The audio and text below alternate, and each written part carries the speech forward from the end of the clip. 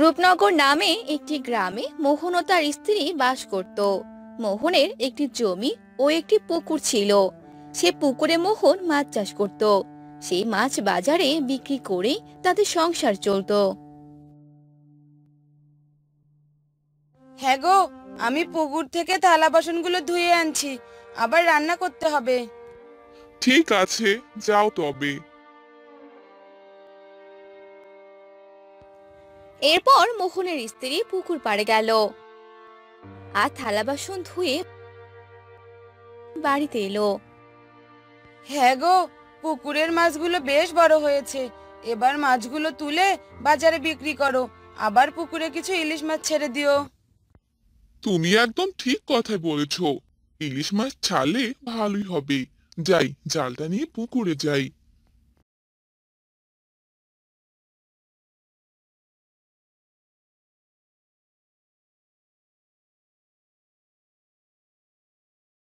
বাবা, মাছগুলো বেশ বড়ই হয়েছে। ভালো দামে বিক্রি করতে পারবো দেখছি। আজ তো অনেক টাকার মালিক হব আমি, হা হা হা হা। আর সেগুলো বাজারে নিয়ে বিক্রি করলো। টাটকা মাছ দেখে সবাই মাছ কিনলো। আস্তে আস্তে সবগুলো মাছ বিক্রি হয়ে গেল।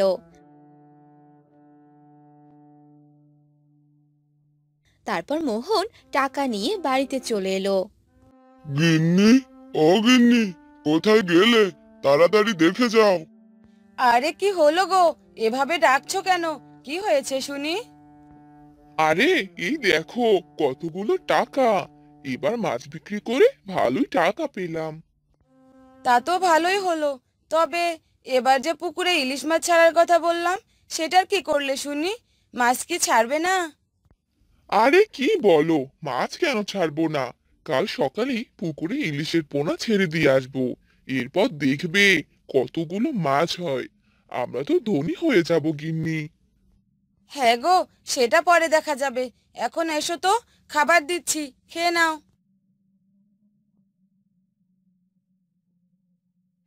এরপর মোহনের স্ত্রী মোহনকে খাবার দিয়ে দেয় আর মোহন খাবার খেয়ে নেয়।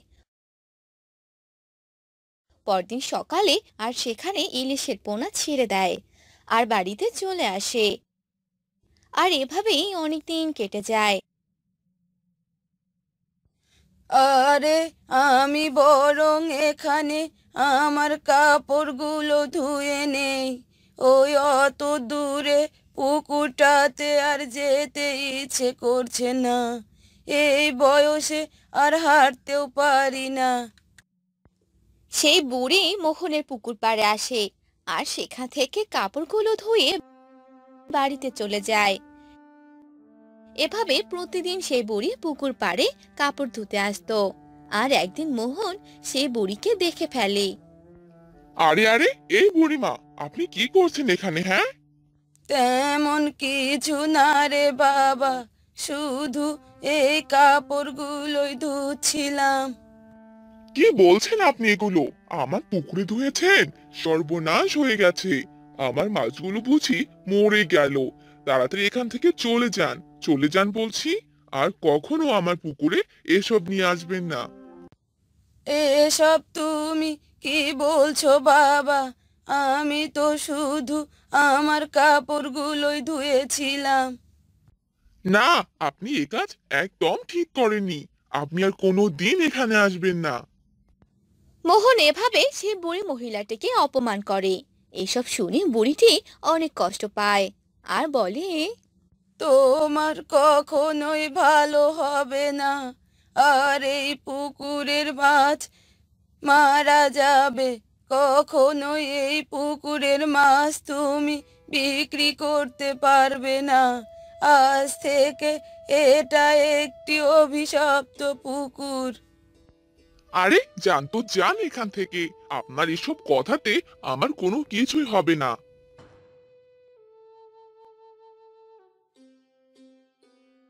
আর মোহনও বাড়িতে চলে আসে।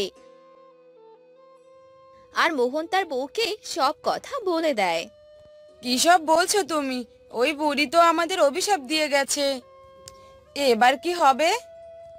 তুমি কোনো চিন্তা করো না। ওই বুড়ির কথায় কিছু হবে না। আমাদের পুকুরের মাছ একদম ঠিকঠাক থাকবে। তাই যেন হয়। তারপর তারা ঘরে চলে যায়। আর পরদিন সকালবেলা মোহন মাছের খাবার নিয়ে পুকুরে যায়। আর পুকুরে গিয়ে সে থমকে দাঁড়ায়। হায় হায়, এ কি সর্বনাশ! আমার পুকুরের যে সব মাছ মরে গেছে। বুড়ির অভিশাপ যে সত্যি সত্যি লাগলো। এবার কি হবে? যাই যাই, গিন্নিকে গিয়ে বলে আসি। গিন্নি, ও গিন্নি, বাহিরে আসো। অনেক বড় সর্বনাশ হয়ে গেছে। আরে কি হলো? এভাবে চেঁচাচ্ছ কেন? কি হয়েছে বলবে তো?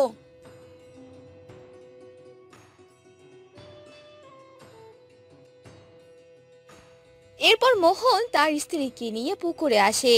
আর তারা পুকুরের মাছ দেখে বলে, কি গো, এসব কি হয়েছে? পুকুরের সব ইলিশ তো মরে গেছে। হায় হায় ভগবান, এবার কি হবে আমাদের? সবই বুড়িমার কথায় হয়েছে গো। অভিশাপ যে সত্যি সত্যি লেগে গেছে। তুমি যেভাবেই পারো ওই বুড়িমাকে খুঁজে নিয়ে এসো, না হলে আমরা এই অভিশাপ থেকে মুক্তি পাবো না, আর এই পুকুরেও মাছ চাষ করা যাবে না। এরপর মোহন সেই বুড়িকে খুঁজতে বের হয়। আর খুঁজতে খুঁজতে সে একটি কুঠির দেখতে পায়। আর সেখানেই বুড়িটি ছিল। মোহন বুড়িটিকে দেখতে পায়। বুড়িমা, আমায় ক্ষমা করে দেবেন। আমার যে অনেক বড় ভুল হয়েছে। আপনার সাথে ওরকম কাজ করা আমার একদম উচিত হয়নি। এভাবে কান্না করিস না, ভালো করে বল কি হয়েছে। এরপর মোহন আগের ঘটে যাওয়া ঘটনা সব বলে দেয়। এসব শুনে বুড়িটি বলল, যা, বাড়িতে চলে যা, গিয়ে দেখ সব কিছু ঠিক হয়ে গেছে, কারণ তুই তোর ভুলগুলো বুঝতে পেরেছিস, তাই অভিশপ্ত পুকুর ঠিক হয়ে গেছে। আপনি সত্যি বলছেন তো বুড়িমা? হ্যাঁ রে, সত্যি বলছি, যা এবার। এরপর মোহন সে পুকুর পাড়ে চলে এলো। মোহনকে দেখে মোহনের স্ত্রী বলল, আরে দেখো, পুকুর যে একদম ঠিক হয়ে গেছে, মাছগুলোও ঠিক আছে। হ্যাঁ গো, বুড়িমা যে তার অভিশাপ তুলে নিয়েছেন। আমি আর কখনোই কারো সাথে এরকম আচরণ করব না। মোহন তার ভুলগুলো বুঝতে পারে। আর এরপর থেকে তারা সেই পুকুরে ইলিশ চাষ করে সুখে শান্তিতে জীবন কাটাতে লাগলো। শহর থেকে অনেকটা দূরেই রামনগর গ্রামের অবস্থান। শহরের যান্ত্রিকতা থেকে বেশ মুক্ত বলাই চলে। শহর থেকে সেই গ্রামে যাওয়ার একটি রাস্তা, আর তা নদী পার হয়ে যেতে হয়। সেখানেই একটা চাকরি হয়েছে অবিনাশের। আসবো? কি বলছো বাবা? এসো এসো। অবিনাশের বাবা বিছানাতেই বসলেন। ওনাকে আজ কেমন যেন অন্যরকম লাগছে। কি হয়েছে বাবা? তোমাকে এমন দেখাচ্ছে কেন? এই চাকরিটা তুই ছেড়ে দে বাবা। অন্য হাজার হাজার চাকরি আছে। আজ না হয় কাল একটা হবেই। এসব পুলিশের চাকরি করতে হবে না তোর। কেমন কথা বলো বাবা? একবার গিয়ে দেখি, সুবিধের মনে না হলে অবশ্যই ছেড়ে দেব। অবিনাশ নিজের চাকরিটা বাঁচানোর জন্য রামনগর গ্রামের উদ্দেশ্যে রওনা দেয়। আর কয়েক ঘন্টা ট্রেনে কাটিয়ে এখন অবিনাশ হাঁটতে হাঁটতে সে নদীর পাড়ে দাঁড়িয়ে থাকে নৌকার জন্য। আর তখনই কোথায় যাবেন বাবু? কে? কে? কে এই অন্ধকারে? কে? অবিনাশ দেখতে পায় নিভু নিভু একটি হারিকেন হাতে এক বৃদ্ধা এদিকেই আসছে। শেষ নৌকো যে ও পারে চলে গেছে বাবু, এখন আর নৌকো পাবেন নে। তুমি তুমি কে বুড়িমা? এই রাতের বেলা এখানে কি করো? আর শেষ নৌকো মানে? আমি এই নদীর পাড়েই থাকি বাবু। সন্ধ্যের পর কোনো নৌকো থাকে নে। আপনি যেখান থেকে এসেছেন ফিরে যান বাবু, ফিরে যান। আমি তো কিছুই বুঝতে পারছি না। নৌকো নেই, আবার চোখের সামনে অনেক নৌকো। বুড়িমা, তুমি ঠিক আছো তো? ওই দেখো, একটা নৌকো আসছে। এখন আপনি যা নৌকো দেখবেন সেগুলো নৌকো নয়, চোখের ভুল। আপনি স্টেশনে ফিরে যান বাবু, এখানে একটুও দেরি করবেন না। অবিনাশ বৃদ্ধার কথায় কর্ণপাত না করে সামনে এগোতে থাকে আর পিছন থেকে বৃদ্ধা চিৎকার করতে থাকে।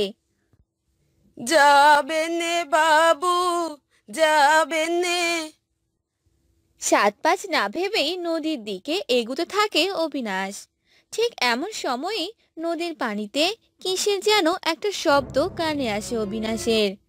ছোট্ট একটা ডিঙ্গি নৌকা হারিকেনের এক চিলতে আলোতে মাঝে বসে গুনগুন করে কে যেন গান গেয়েই চলছে। মনের মাঝে জমেছে কেমন বেদনার পাহাড়, তবুও বাইছি জীবন নৌকা, মনটা করেছিল হার। ওই তো, ওই তো একটা নৌকো আসছে। নৌকাটা যত সামনে আসতে লাগলো অভিনাশ ততই অবাক হচ্ছে। নৌকাটায় কোনো চালক নেই। চালকবিহীন ভাবেই নৌকাটা এগিয়ে আসছে। একটু চোখের দেখার মতো হতেই অভিনাশ দেখলো মাঝের আসনে বসে আছে মাঝ বয়সী এক স্ত্রীলোক। কে? কে গান গায়? আমি বাবু, আপনি ওই রামনগরেই যাবেন তো নাকি? আসুন, উঠে আসুন। আমি যে রামনগরে যাব, তুমি কিভাবে জানলে? সে কি কথা, আমি সব জানি গো বাবু, সব জানি। অবিনাশ তখন কিছু না ভেবে নৌকায় উঠে বসে আর মাঝে বউ নৌকা চালানো শুরু করে। এই গ্রামটাও উন্নত হয়ে গেল, মেয়ে বউরাও আজকাল নৌকা চালাচ্ছে। সবই নিয়তি বাবু, আমার একটা কাজ বাকি রয়েছে, সেটা হয়ে গেলেই দাঁড় বাইব না। কাজ বাকি? কিসের কাজ? ওসব আপনি বুঝবেন না বাবু, এ যে মায়া। আচ্ছা, আমায় একটা কথা বলবে? এই নদীর নাম মরা নদী কেন? এত জীবন্ত একটা নদীকে সবাই মরা নদী নামেই চেনে, শুনে অবাক হলাম। এ যে মায়া নদী, মায়াতে ভাসে কম, ডোবে বেশি গো বাবু। তার মানে? তোমার কথা তো কিছুই বুঝতে পারলাম না। সে অনেক কথা বাবু, আপনি যেখানে যাচ্ছেন সেই রামনগরেই এক মাঝি ছিল। সে মাঝি অনেক অসুস্থ ছিল, তাই সেই মাঝির বউ নৌকা বাইতো। খুব ভগবান ভীরু মেয়ে ছিল বাবু, আমার জন্মে অমন ধার্মিক মেয়ে আমি দেখিনি। হঠাৎ এক সন্ধ্যায় সে মাঝি বউকে কোথাও খুঁজে পাচ্ছিল না, তখন এক অবাক ঘটনা ঘটলো। অবাক ঘটনা? কি ঘটনা মাঝি বউ? এই যে ভরা নদীটা দেখছেন বাবু, এই ভরা নদীটাই হঠাৎ জল শূন্য হয়ে গেল। একদম বালু চিকচিক করছিল। কি বলো এসব? ভরা নদী আবার শুকোয় নাকি? হ্যাঁ বাবু, ভগবানের দিব্যি। নদী শুকিয়ে যাওয়ার পর হঠাৎই সবার নজর পড়ল একটা মৃতদেহের দিকে। দেহ থেকে যেন আলো ঠিকরে পড়ছে চতুর্দিকে। লাশ? লাশটা মাঝি বউয়ের। কে যেন শরীরের চাহিদা মিটিয়ে শরীরে বড় একটা পাথর বেঁধে নদীতে ফেলে দেয়। কিন্তু ভগবান সতীর লাশ পানির নিচে রাখবেন কিভাবে? তাই হয়তো নদীকে জল শূন্য করে দেয়। কি ভুতুড়ে গল্প বলছো মাঝি বউ? যাক, তোমার সাথে দেখা না হলে জানতেই পারতাম না মানুষ এত সুন্দর করে ভুতুড়ে গল্প বলে। বিশ্বাস হচ্ছে এখন? এই নদীও জল শূন্য হয়। এতক্ষণ মাঝের জায়গায় যে মাঝি বউ বসেছিল সেখানেই বসে আছে 20 বা 21 বছরের নক্ষত্রের মতো আলোকিত এক মেয়ে। কে কে কে তুমি? কে ওখানে?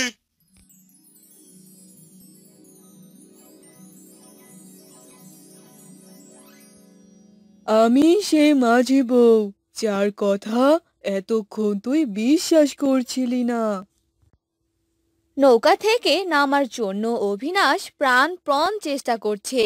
চারিদিকে বাঁচবার আশায় তাকেও কোনোখানে কাউকেই নজরে আসছে না।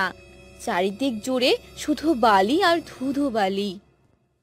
আমি এত বছর থেকে তোর জন্যই অপেক্ষা করছিলাম।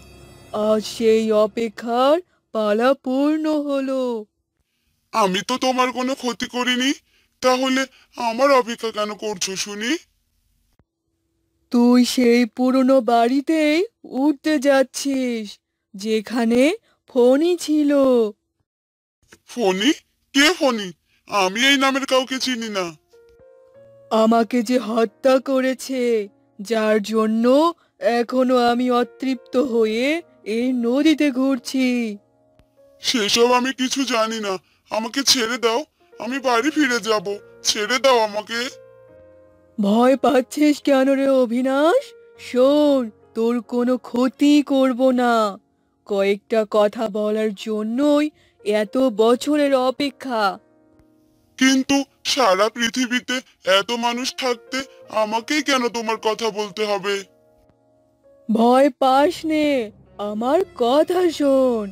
আমি আমার মৃত্যুর বিচার এখনো পাইনি। গ্রামের ব্রাহ্মণের ছেলে ছিল ফণি। কেউ জানে না ফণি আমাকে নির্মমভাবে খুন করেছিল। ব্রাহ্মণ সব জানে।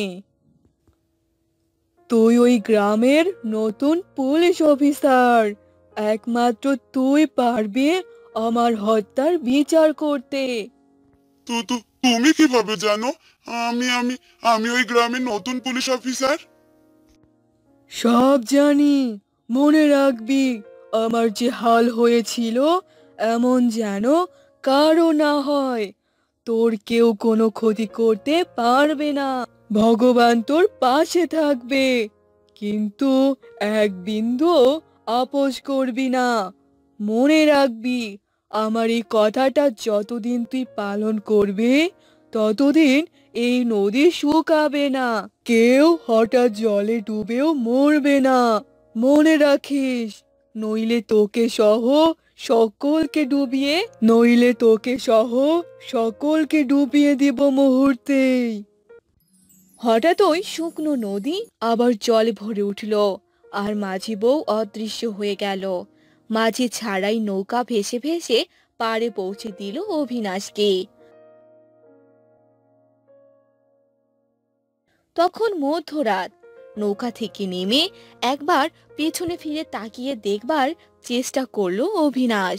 সাহস হলো না তার। নিজের শরীরে চিমটি কেটে পলক করে দেখছে বারবার।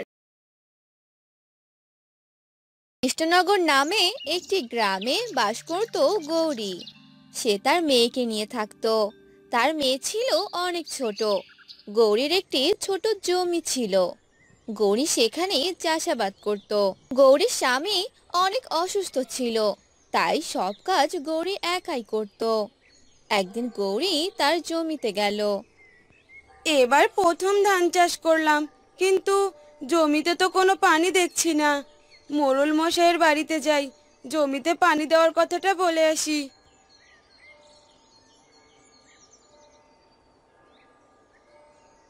মোড়ল কাকু, ও মোড়ল কাকু। কি রে, এত সকাল সকাল ডাকছিস কেন? কি হয়েছে বল। কাকু, আমার জমিটাতে যে কিছু পানি লাগতো, পানি না পেয়ে জমির মাটি যে ফাটল ধরেছে। হ্যাঁ, পানি তো দেবো, কিন্তু টাকা পয়সা কিছু এনেছিস কি, নাকি খালি হাতেই চলে এসেছিস? আপনি জমিতে পানির ব্যবস্থা করুন, পানি দেওয়া শেষ হলেই আমি টাকা দিয়ে যাব। না না, টাকা না পেলে আমি কোনো কাজই শুরু করতে পারবো না। টাকা নিয়ে আয়, তবেই পানি পাবি। এ কথা শুনে গৌরী তার বাড়িতে গেল আর টাকা এনে মোড়লকে দিয়ে দিল। এরপর মোড়ল গৌরীর জমিতে পানি দেওয়ার কথা বলল আর গৌরী বাড়িতে চলে এলো। মা, ও মা, কোথায় গিয়েছিলে তুমি? আমি তো জমি দেখতে গিয়েছিলাম মা। কেন, কি হয়েছে? আমার যে অনেক খিদে পেয়েছে, আমাকে কিছু খেতে দাও। তুই একটু অপেক্ষা কর, আমি তোর জন্য রান্না করছি। এরপর গৌরী তার মেয়ের জন্য খাবার রান্না করলো। তারপর তারা সবাই একসাথে খাবার খেলো। গৌরীর বাড়ির পাশে একটি ছোট খাবারের দোকান ছিল। সেখানে গৌরী খাবার বিক্রি করত। একদিন সকালবেলা, দিদি, আরে ও দিদি, আমাকে ডালপুরি দাও তো। হ্যাঁ হ্যাঁ দাদা, দিচ্ছি। এভাবে তাদের কোনো রকমে দিন চলে যেত। কিন্তু একদিন মোড়ল বলতে লাগলো, গৌরী যে জমিতে খাবারের দোকান দিয়েছে, সে জমি তো আমার। না না, আমি গৌরীকে আমার জমিতে আর থাকতে দেব না। আর যদি সেখানেই থাকতে হয়, তাহলে আমায় খাজনা দিতে হবে। এসব বলে মোড়ল গৌরীর খাবারের দোকানে গেল আর গৌরীকে বলতে লাগলো, শোন, তোকে এতদিন আমি কিছুই বলিনি, কিন্তু এখন তোকে এখানে থাকতে হলে আমাকে খাজনা দিতে হবে।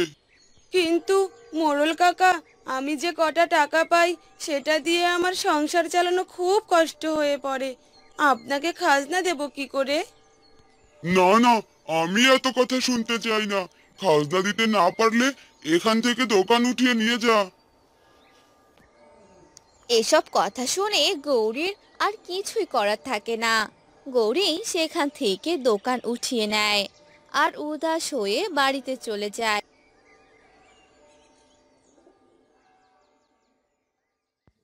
মা, ও মা, কি হয়েছে তোমার? তোমার মন খারাপ কেন? আমার যে সব শেষ হয়ে গেল মা, এখন আমি কি করব? ভগবান যে কোনো পথই খোলা রাখলো না। তুমি কোনো চিন্তা করো না মা, ভগবানের আশীর্বাদে সব ঠিক হয়ে যাবে। একদিন দেখবে আমাদের আর কোনো অভাব থাকবে না। হ্যাঁ রে মা, তোর কথাই যেন ভগবান শোনে। একটু জমিতে যাই, গিয়ে দেখি কি অবস্থা। এরপর গৌরী তার জমিতে যায়।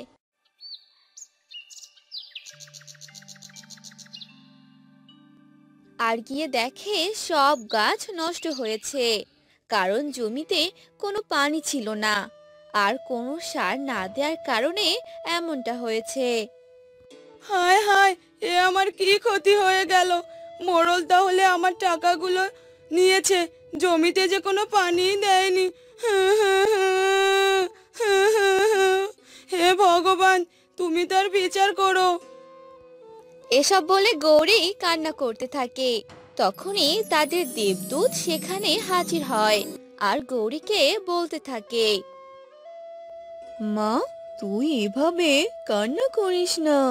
তোর কষ্ট সইতে না পেরে আমি যে তোর কাছে চলে এসেছি।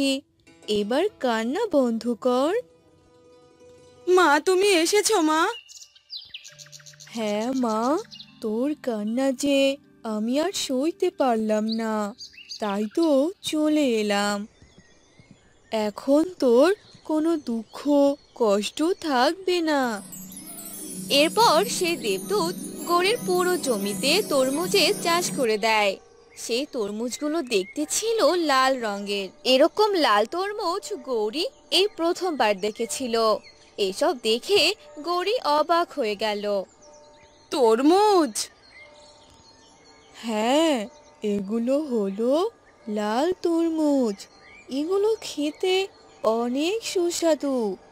যে একবার খাবে সে বারবার খেতে চাইবে।